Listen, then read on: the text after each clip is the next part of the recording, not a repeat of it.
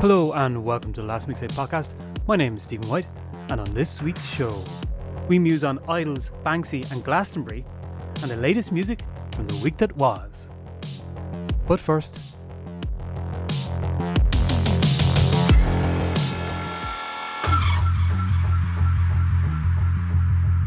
dear listener, you're very welcome back to the Last Mixtape podcast with me, Stephen White. And in this week's episode, I have been musing on Idles and their Glastonbury 2024 performance and Banksy and his involvement with it as well. Now, if you didn't see, during their set, Banksy, street artist Banksy, well-known street artist Banksy, let go a piece of art during the performance. So it was a large kind of life raft, basically rope kind of life raft that went over the audience and over the crowd, and it had four dummies that symbolised immigrants in it. Now this was a commentary on the anti-immigration policies of the government at the time, which have since been ousted. The Tories have been ousted in favour of a Labour government in the UK only in the last couple of days, and basically a look for compassion and humanisation of the people who have been caught in the crossfire of all of this, and basically the anti-immigration policies and a lot of the racism that has been coming up around that as well in the UK at the moment, and you could also say in Ireland and across the world really. It was during a performance of Danny Nadelko, itself a commentary on anti-immigration policies and outlooks and kind of racism as well that comes from that, and that is very much a part of that outlook. The band was unaware that this was going to happen. They didn't know. So I suppose the first time they would have seen it was when the actual raft itself was making its way across the audience. It has obviously had both positive and negative reactions from the media and politicians, especially the Tory government. But of course, they have since been ousted. And the whole piece really kind of evoked in me kind of like where this kind of all stands in the terms of like art as a form of protest and performance itself kind of separate from art or as part of art as a form of protest. And yeah, it's an incredibly powerful thing at a very incredibly powerful time, because the people were gearing up to vote, and there was a lot of talk around basically what is to be done and what is to be done about the current government that they had, and as well as the kind of the rising far right and their use of immigration as this kind of battering ram to kind of break their way into government and use that and you kind of prey on people's kind of insecurities in that way. And yeah, it's incredibly interesting to see. One, I would say with Banksy is I think that in a lot of ways he is almost a victim of his own success in terms of art. I've always felt that his art has probably been copied by other people so many times, and his style has been copied by people so many times that it kind of has turned into this almost really makes you think type of art. You know, the ones where it's just like, the one that always stands out to me is like a Pikachu riding the back of somebody, because people are so much on their phones, man. Really makes you think how we're all slaves to our phones, man. That kind of stuff. And I don't think he does that, but I think it's kind of been since co-opted by people who just copy that kind of outlook and that kind of way of doing things. But I think this is again like a very striking piece, and also like striking in the sense that the band themselves didn't know about it. Now, choosing Danny Nadelko as the song to do it itself, as I said, like a piece that goes around about the kind of the outlook of anti-immigration and the racism and the far right and people like that, itself just this brilliant melding of these two separate pieces of art. Banksy's piece of art and Idles' piece of art. Now, art is a form of protest, and Idles themselves, if you even look at their set throughout Glastonbury, and I've seen them, I'd say 3 or 4 times, they're one of my favourite bands. They are really powerful, and it's one of those things of like, they mean what they say and they say what they mean when they perform. And like songs like Danny Nadelko or Never Find a Man with a Perm really have that feeling from it. You know, the best way to scare a Tory is to read and get rich. Things like that. They feel it, they believe it. You watch them, you go to one of their shows, you feel it and you believe it too. And like the history of art as a form of protest. And like a lot of the people that were criticising it, they were like, oh well, what does it do? Is this the place for it? Which is always the thing that you see with that. There's always a catch. It's like, well, really, is this music gig the place to make your political viewpoint known? As well, fucking course it is. Like, where else? You know what I mean? Like, art and music has such a rich history with politics, and we were talking about that last week about kneecap. We've been talking about that with Lankham as well. That history and that push and that pull is so important and so integral. You can only go to that, and in the photography world, Robert Mapplethorpe and some of his gallery exhibitions, I think posthumously, themselves were protested by people and this kind of type of thing. So like art is a form of confronting people with the truth and confronting the ugly truth of the world is something quite striking. Performance art itself, John and Yoko in the Bed is an obvious example of that. I looked to when I was at the Gaza protests recently. There were these incredible performers who had covered their eyes and were walking very slowly through the streets. They'd covered them kind of with materials, and also there was people carrying these kind of these white cloths wrapped in blood and to symbolise dead bodies. So like these pieces are always so important and has such a value. Disruptive art has a value and has a place and always has had. Because like I was saying, a lot of the people, we shouldn't be here and we're just here to enjoy music and blah, blah, blah, blah, blah. Firstly, if you're at an Idols fucking gig and you're complaining about a piece of art that criticises the anti-immigration policies of not only the Tories but the far right, do you know where you are and do you know what you're at? But I liken it as well as you see it oftentimes when there are strikes and people are out in the street striking and union members are striking, and people will say, well, it's disruptive and you're getting in the way of A, B and C. And well, yes, that's entirely the point, is to get in the way, to be heard, to be seen. This is obviously Glastonbury is something that is distributed by BBC. They film it and stuff like that, and photographers see it, and the media is there to see it. So where better place to do it?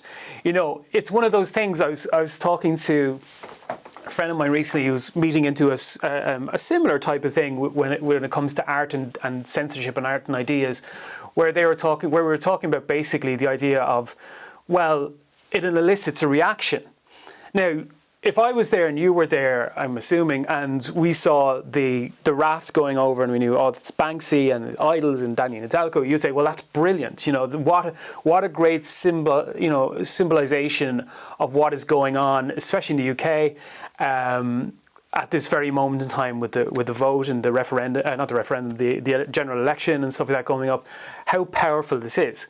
Well, great. I think that, you think that, we think that. That's brilliant. We all agree. It doesn't do anything. If we're all standing there agreeing with one another about how great this piece of art is, isn't it great? I don't know if that's the intended audience, weirdly.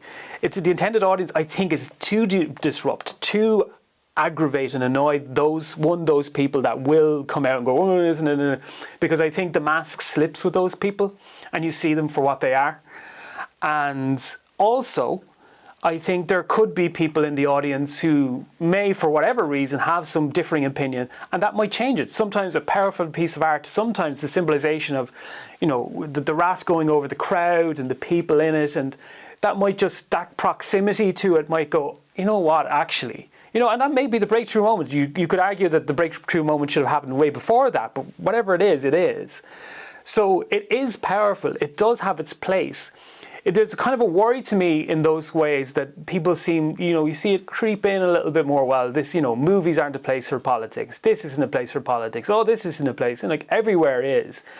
And you can be damn sure that it's needed. I think I saw an interview once with Werner Herzog, where he actually, opposite of this, he didn't think that art or movies or whatever could have an impact on society. I would disagree with that. I think it does. I think, here in Ireland, you've seen it. We talk about Lankham, we talk about kneecap and stuff like that, and the Gaza protests in Palestine, and really like calling and bringing a name to it, where it becomes undeniable. You have to talk about it. You have to see it. I think it's the same with the rise of the far right and their anti-immigration ideals. And having a platform, as horrible as it sounds, having the platform does allow you to speak in these matters, does give you the space and the power to do so, if that is what you think. And I don't know what Idol's actual opinion of Banksy's piece of art is. I think I would hope they would see it as symbiotic to what they do, and especially to the song, and that it captures in a visual way, not that Idol's performance isn't a visual one either, but captures what they are doing, and what they mean, and what they say. And I think that's incredible. And yeah, as I say, like, it is kind of made to elicit a reaction in a certain portion of people. Me and you agreeing that it's great, it's brilliant and all, but perhaps not the end game or the end result. It did make me think a lot about Ireland. It did make me think about bands like Kneecap and the bands like Lankum and bands like Fontaines and others. It made me think of Denise Chyla and her amazing debut mixtape, and Russ and Gano family actually as well. Like these songs about the immigrant experience in Ireland, and the rise of the far right here as well, which is concerning to all. And I know you're going, well, I'm listening to a music podcast. What are you talking about? If you are currently thinking, oh, I'm listening to a music podcast, why is he talking about these kind of things? Fuck off. Like, honestly. Just like if you're like, well, music isn't a political thing, please find a door, walk out it, go outside and go fuck yourself. So, if you're still here, great. But yeah, so it should concern us all, and it is the thing that should concern us all in this country. And we do have, this is the kind of the positive spin I'm going to put on it, is that we do have artists and we do have a society that will call out that has been calling out, especially when it comes to Palestine and things like that. Because you can be damn sure that those people on the far right themselves will use performance, maybe not in an art gallery, maybe not conceptually, because these are people that are inherently incurious, unsympathetic, unemotional characters who just lack the ability to create art. But what they do is perform in public. And you see it with people walking down and filming these videos and trying to antagonize people and screaming and shouting in their racist fucking ways. But we do have an art scene here that is so powerful and so ready to step up and fight against these people and call them out here in Ireland. And as I say, the Denise Chylas, the Lankums, Kneecap, people like that, Fontaines, they do have that voice and do have that power. I'm only naming a couple, there are others. Yeah. But it did make me think about that, because yeah, we do have this, as they do in the UK, and as they, Idols and Banksy and people like that are trying to fight. This idea, we have it here in Ireland, that these people with fucking Michael Collins and Patrick Pearse, profiles, fucking Easter Rising, 1916, 1, 2, 3, 4, 5, 6, 7, 8, 9, 10, who have drugged themselves on borrowed nostalgia and dreaming of an Ireland that never existed while shunning the modern one that lives now. They're there. And I was thinking of that as I watched that piece by Banksy, and the images of it, and listening to Danny Nedelko and thinking, yeah, that is there. But we do have an art scene. We do have artists in this country that will say something, that do say things, that won't, much like them, will not let this happen without a fight and without the right commentary and without the artistic tools in order to do so, because those artistic tools, those expressions, those ability to create in that way is something that side does not have and will never have. As I say, these are fundamentally incurious, incapable people. And yeah, I think it's a very strong piece of art by Banksy. As I say, who I've found at times to be hit and miss, but that kind of combination between that and Idols and Glastonbury is important. And art as a form of protest is important, and performance art as a form of protest is important. And the values of disruptive art, especially on a world stage such as the BBC and on a world stage such as Glastonbury itself, is incredibly important. And it's something that we should look here in Ireland and think about too, and think about our own artists and think about what's being created and what's being said. So art as a form of protest is always welcome and always important.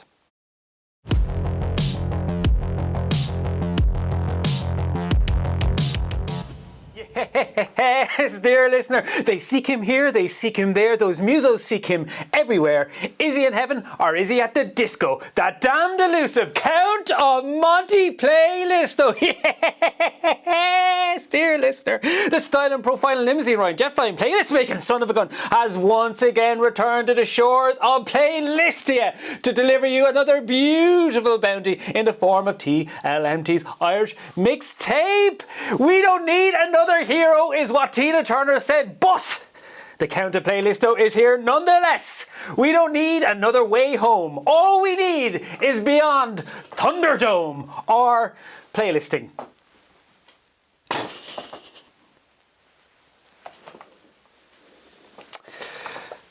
Yes.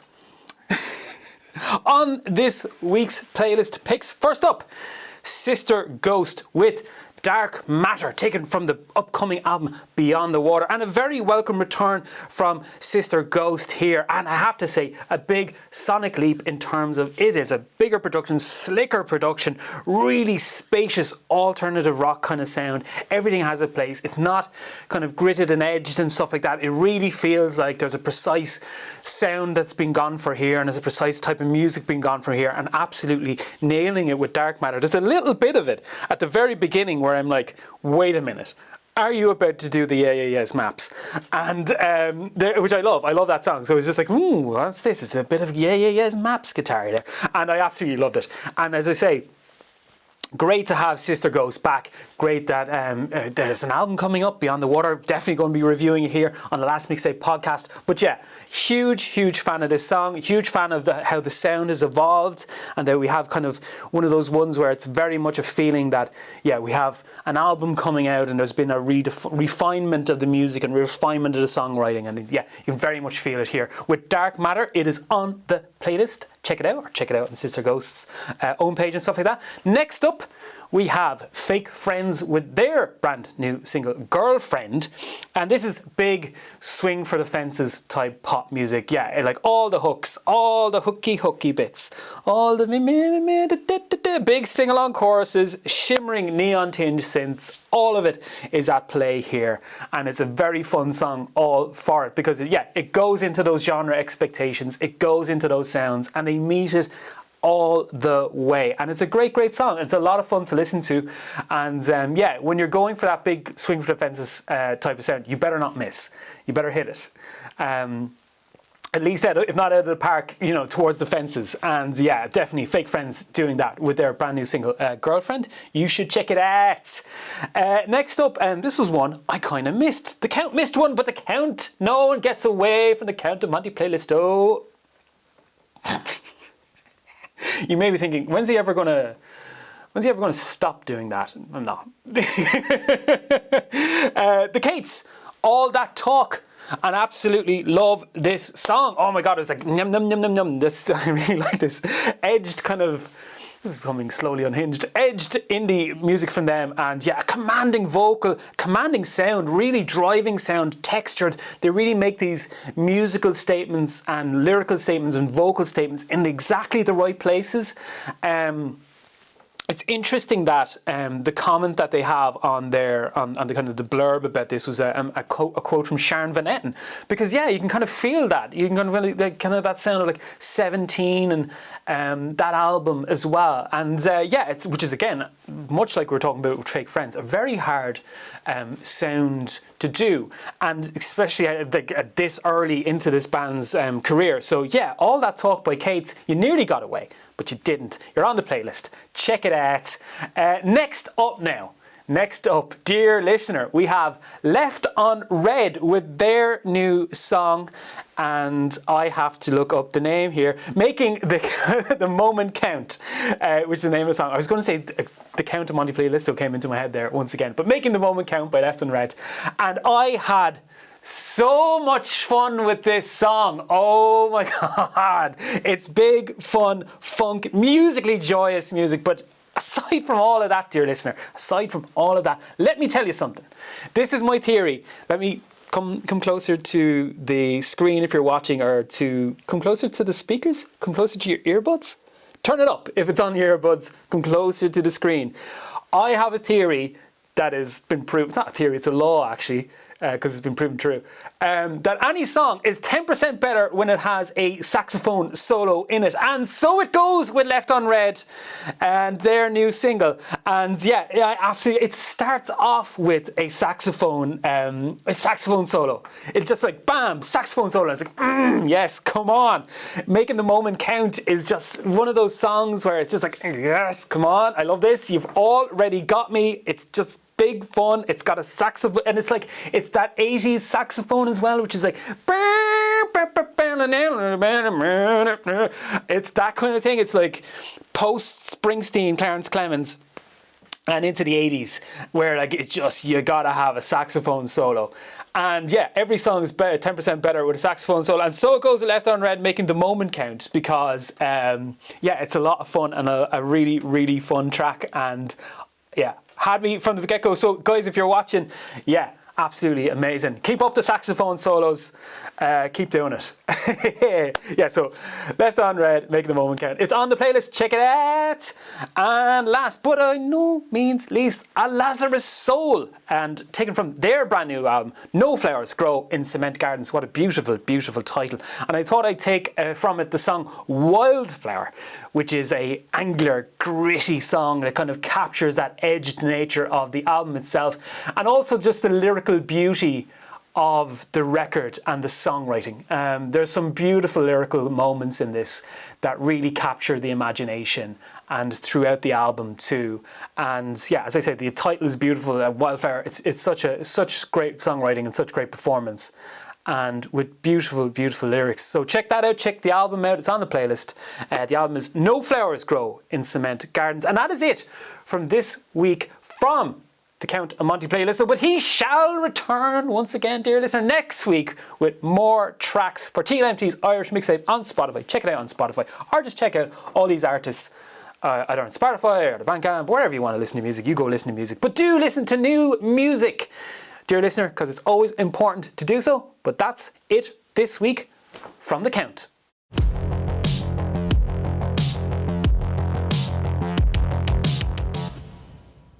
Yes, dear listener, before we go, some gigs happening around Dublin town this week. Tonight, even, we have Nicki Minaj playing Malahide Castle. We also have the Kings of Leon playing Marley Park, and Glenn Hansard is playing the Ivy Gardens. Tomorrow night then we have Arcade Fire back in Malahide Castle, and we also have Pillow Queens back in the Ivy Gardens on Saturday the 13th, followed by Passenger also in Ivy Gardens on the 14th as well. So go out and check out those shows or any live gigs around Dublin town this week. And so it goes, and there it went. But before I go, thank you for listening to the Last Mixtape podcast. You can subscribe to us in all usual places and spaces on Spotify, on Apple, and on YouTube. You can even watch the podcast. You can also submit your music or gigs to me via stephen@thelastmixtape.com with the subject matter TLMT podcast.